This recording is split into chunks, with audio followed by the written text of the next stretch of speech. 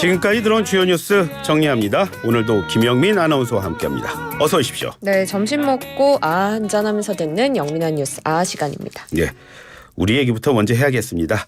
방송통신위원회가 YTN의 최대 주주 변경을 조건부 승인했죠? 맞습니다. 방송통신위원회가 오늘 오전 김홍일 위원장과 이상인 부위원장이 참석했고 회의를 열었습니다. 유진그룹이 특수목적 법인인 유진 ENT에서 신청한 YTN의 최대 주주 변경 승인 안건 의결했는데요. 그 대신에 엄격한 조건을 달았다고 합니다. 방송의 공적 책임과 사회적 우려 등을 종합적으로 고려해서 보도 전문 채널의 사회적 기여도를 높일 수 있도록 한 건데요. 방통위는 YTN의 대표이사는 미디어 분야의 전문 경영인 선임하고 사회이사와 감사도 유진그룹 측과는 관련이 없는 인물로 선임해야 한다라는 조건을 걸었습니다. 또 최대 주주에게 유리한 보도나 홍보성 기사를 강요하는 방식으로 보도나 편성에 개입하지 말라라고 덧붙였고요. 또 앞으로 5년 동안 400억 원을 추가로 투자하고 YTN의 재무 건전성을 해칠 수 있는 자산 매각이나 내부 거래 하지 말아야 한다고 밝혔습니다. 이렇게 되면서 지난해 10월 23일 한전 KDN과 한국마사회로부터 YTN의 지분 30.95%를 총 3,199억 원에 낙찰받은 유진 ENT가 YTN의 최대 주주로서 법적 지위를 확보하게 됐습니다. 네, 다음 소식 알아보겠습니다. 국민의힘 공천관리위원회가 부적격자 29명을 확정했다고요? 네, 국민의힘 공관위가 어제 4월 10일 총선 공천 신청자 중에 29명을 이 부적격 기준에 따라서 공천심사에서 원천 배제하기로 했습니다. 정영환 공천관리위원장은 클린 공천지원단이 공천 신청자 전원을 대상으로 범죄 경력, 부적격 여부 면밀하게 검증한 결과 공천 신청자 29명이 부적격 대상자로 확인이 됐다면서 이 부적격자는 13일부터 시작되는 면접에 참여시키지 않는 등 이 심사 과정에서 원천 배제하겠다고 했습니다. 이 부적격자를 구체적으로 밝히진 않았는데요. 자녀 채용비리 의혹 관련해서 뇌물수수 혐의로 유죄가 확정되고 특별 사면됐던 김성태 전 의원, 또 정치자금법 위반 혐의로 유죄가 확정된 이완영 전 의원도 이번 부적격 대상에 포함된 것으로 알려졌습니다. 예, 영남 중진 의원을 향해서도 험지 출마를 요구했다고 해서 그거 갖고도 또 여러 말 나오던데요? 공관위가 5선의 서병수 의원, 3선의 김태우 의원에게는 민주당 의원들이 현역으로 있는 낙동강 벨트에 출마해 줄 것을 요청했습니다. 그래서 국민의힘 5선 중진인 부산 진갑의 서병수 의원 오늘 국회에서 기자회견 열고 나라와 당을 위한 길이라면 소명을 다하겠다라면서 당의 요청대로 부산 북강서갑 지역구 출마 요청을 공식적으로 수락했습니다. 김태우 의원의 수락 여부에 대해서는 언론 보도가 조금씩 나오고 있습니다만 아직 공식 입장은 나오지 않았고요. 예. 그리고 국민의힘은 또 경남 밀양, 의령, 함안, 창녕의 3선 조혜진 의원에 대해서도 김해갑이나 김해을 지역구 출마 요청을 했습니다. 현재 김해갑과 김해을은 각각 민주당의 민홍철, 김정호 의원이 지역구로 두고 있는 것이라 비교적 험지로 평가받습니다. 벨트, 텐트 요즘 많이 자주 등장하는 말입니다. 더불어민주당 공천관리위원회도 1차 공천 심사 결과를 발표했습니다. 맞습니다. 어제 4월 10일 총선 공천을 위한 1차 경선 단수 지역 총 36곳을 더불어민주당도 발표했는데 경선 지역 23곳, 단수 지역 13곳 발표했습니다. 1차 명단에 포함된 현역 의원 15명은 여성, 험지 이런 예외 없이 전원 경선을 치르는 것으로 결정이 됐고 공관위는 2차 경선 단수 지역은 오는 설 연휴 이후에 발표할 계획입니다. 현역 의원 평가 하위 20% 대상자에 대한 통보도 연휴 이후에 이뤄질 예정입니다. 네, 이 자리에서 임혁백 공천관리위원장이 윤석열 정권 탄생의 원인을 제공한 사람들의 책임 있는 자세 강조했어요. 맞습니다. 임혁백 공관위원장이 1차 공천에서 배제된 인사들을 향해서 한 발언인데요. 1차 공천 심사 결과 발표 명단에 들어가 있지 않은 선배 정치인들은 후배들을 위한 길을 터줄 수 있도록 책임 있는 결정해 주시길 다시 한번 부탁드린다 이런 말을 했고요. 여기에 더해서 본의 아니게 윤석열 검찰 정권의 탄생의 원인을 제공하신 분들 역시 책임 있는 자세 보여달라고 촉구했습니다. 이 발언이 문재인 정부 청와대 인사들을 겨냥한 것이 아니냐 하는 해석이 나옵니다.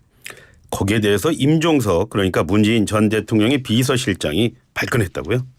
동의하지 않는다는 입장을 밝혔습니다. 임종석 전 실장은 지금 서울 중구 성동구 갑출마를 준비 중인데요. 책임이 문재인 정부에 있다는 인식에 동의하지 않는다라면서 어제 자신의 소셜미디어에 글을 올렸습니다. 우리 모두가 패배했고 우리 모두의 책임이다라고 이야기를 하면서 누가 누구를 탓하는 건 그 아픔을 반복할 수 있다라고 썼습니다. 그제 라디오 인터뷰에서도 임 전 실장은 윤석열 검사에 대한 기대감은 민주당 전반에 있었고 우리 모두가 속은 것이다 이렇게 말하기도 했습니다. 내일이 총선이라면 어느 당에 투표하시겠습니까? 그런 걸 묻는 여론조사 결과가 발표됐는데 결과 어떻게 나왔습니까? 네, 연합뉴스와 연합뉴스 TV가 공동으로 여론조사 업체 매트릭스에 의뢰해서 지난 3일부터 4일까지 이틀간 전국 만 18세 이상 1,000명 대상으로 한 여론조사입니다. 내일이 총선이라면 국민의힘 후보를 뽑겠다 하는 응답이 33%였고요. 아니다, 민주당 후보를 뽑겠다는 응답은 35%를 기록했습니다. 양당 간의 격차 말씀드린 것처럼 2%포인트인데요. 오차범위 내에 박빙의 기록이 나왔습니다.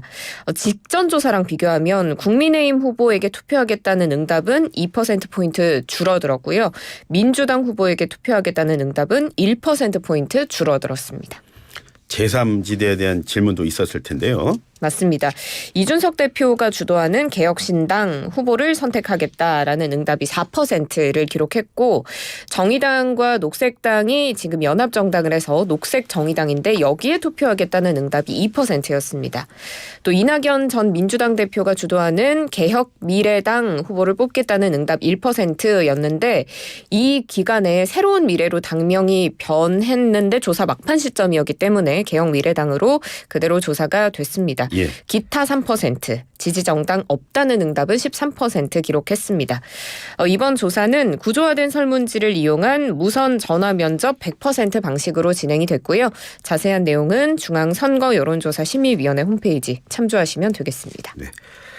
어제 새벽까지 축구 보신 분들 아쉬움이 참 컸습니다. 우리 축구대표팀의 아시안컵 도전이 4강에서 막을 내렸습니다. 맞습니다. 보셨죠? 예. 저도 보고 잤는데요. 위르겐 클린스만 감독이 이끄는 우리 축구 대표팀 우리 시간으로 오늘 새벽 0시에 이제 2023 아시아 축구연맹 카타르 아시안컵 준결승 요르단과의 경기가 있었습니다. 후반에만 연속 실점을 하면서 0대2로 졌습니다. 단 한 개의 유효 슈팅도 날리지 못해서 졸전이다 이런 평가가 있었습니다. 사실 요르단과는 이번 아시안컵에서 경기를 앞서서도 한 바가 있죠. 조별리그에서도 요르단과 경기를 했고 이때 2대2로 비겼는데 이번에는 지고야 말았습니다. 한국이 요르단과 경기를 하면서 역대 모든 경기에서 져본 적이 없는데 이번이 첫 패배입니다. 사실 이번 아시안컵은 정말 기대가 컸던 이유가 토트넘의 캡틴인 손흥민 선수, 파리 생제르맹의 이강인 선수, 또 바이에른 뮌헨의 김민재 선수까지 유럽의 정말 빅 리거들이 포진해 있었고 이 외에도 유럽에서 뛰는 선수들이 굉장히 많았기 때문에 이번 전력으로는 역대 급 스쿼드가 될 것이고 예. 우승할 확률이 아주 높다. 64년 만에 우승이 눈앞에 보인다. 이런 평가들이 굉장히 많았는데 결국에는 조별리그에서 만났던 요르단의 벽을 넘지 못하면서 4강에서 좌절하고 말았습니다. 클린스만 감독 사퇴 의사는 없어 보입니다. 맞습니다. 경기 후에 오프닝에서도 이야기하셨던 것처럼 또 미소를 보이는 그런 모습이 카메라에 잡히기도 했는데요. 경기 후 기자회견에서 클린스만 감독은 해임에 대한 이야기가 계속 나올 텐데 감독직을 수행할 것이냐 이런 질문을 받고 어떤 조치도 생각하고 있는 게 없다라고 밝혔습니다. 그래서 팀과 한국으로 돌아가서 이번 대회 분석하고 대한축구협회와는 어떤 게 좋았고 좋지 않았는지를 논의해보려고 한다라면서 사퇴 의사가 없음을 다시 한번 명확하게 했습니다. 그리고 앞으로 또 있을 대회죠. 2026 피파에서 여는 북중미 월드컵을 클린스만 감독이 언급하면서 2년 반 동안 월드컵을 목표로 팀이 더 발전해야 한다라고 이야기를 했습니다. 매우 어려운 예선도 치러야 하고 우리 앞에 놓인 과제가 많다라면서 앞으로의 계획까지 이야기를 했는데요. 이번 대회 결과에 책임질 의사가 있느냐 이런 질문을 받고는 감독으로서 이렇게 원했던 목표를 이루지 못하면 당연히 책임을 져야 한다라고 답했습니다. 다만 이 책임을 지는 형식이 사퇴의 형식은 아닐 것으로 보입니다. 네, 오늘도 수고하셨습니다. 고맙습니다. 고맙습니다. 지금까지 김영민 아나운서와 함께했습니다.